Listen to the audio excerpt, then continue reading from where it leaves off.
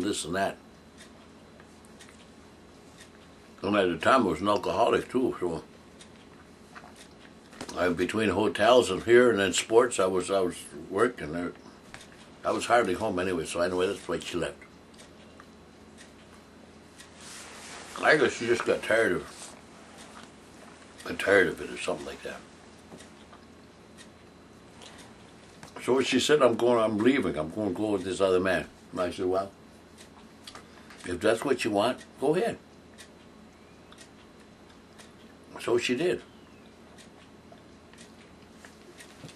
But she said, what are you going to do about the kids? I said, why, what's wrong with them? She said, am I going to take them or are you going to take them? I said, well, let's ask them. I woke the kids up. This was at night we were talking about that. I woke the kids up. And I told them, I said, me and your mother's going to break up. We're going to part. We want to know, what do you want to do? If you want to go with your ma, I'll support you. If you want to stay with me, I'll still support you. I said, no, you guys decide what you want to do.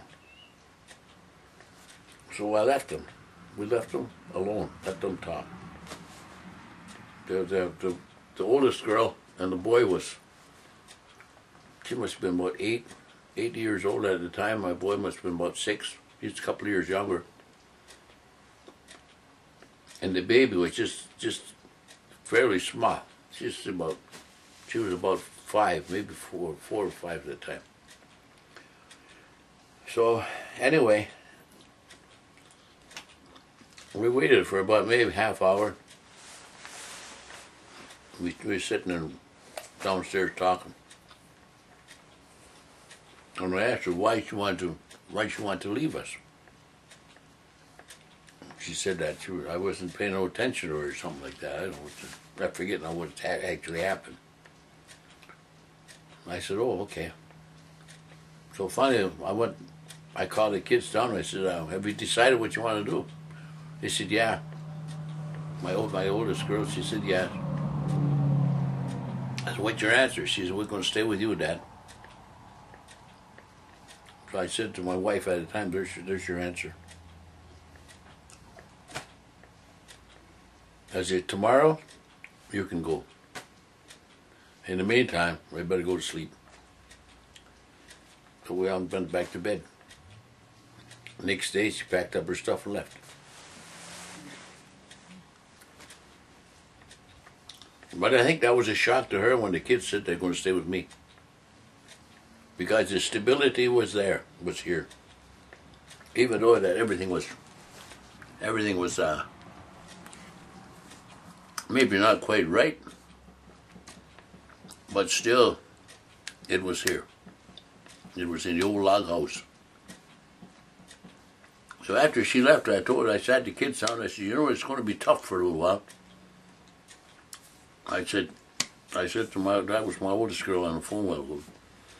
She said, I told him, I said, Tammy, your job is going to be to look after Amanda. Amy, we call her Amy. I said, you keep an eye on her. And Brian, I said, you keep an eye on the wood and stuff like that if I'm not around. So he was just, quite small. It's okay. Oh, we lived like that. We lived like that, and we all got along good. Their friends would come over and everything like that. I'd let them play and whatever they want to play with, you could go ahead and play with. And so you might say I raised them pretty well by myself. And I've always had that kind of feeling that, and today, we're very close. Me and the kids are very close. What kind of meals and stuff did you cook for them? Pardon? What kind of meals did you cook for them? Whatever I could. Whatever I could. We always had food to eat. And I was working. For a while I got a job right close to, I got a job out of Oswego. And I was close to home. It was nip and tuck for a while, I'm telling you, right after that, it was, it was kind of a wake-up call, you might say, on reality in life. And that there was something I can't say that it was bad, because it's an understanding of life there where you have to live the best you know how. And we did it. Now they got families of their own, and they're looking after their families. The one thing I can't understand is the mentality of the guys today. I'm 76 years old now, or 77, excuse me. And I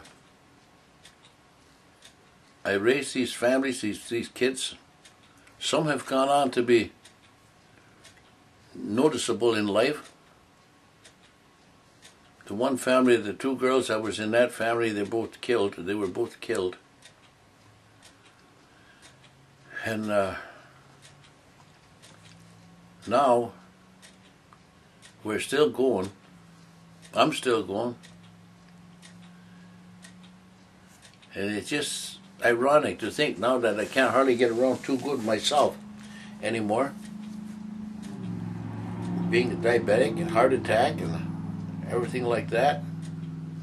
I can't go to work. And yet I can still supply food and stuff for them kids. Okay, what makes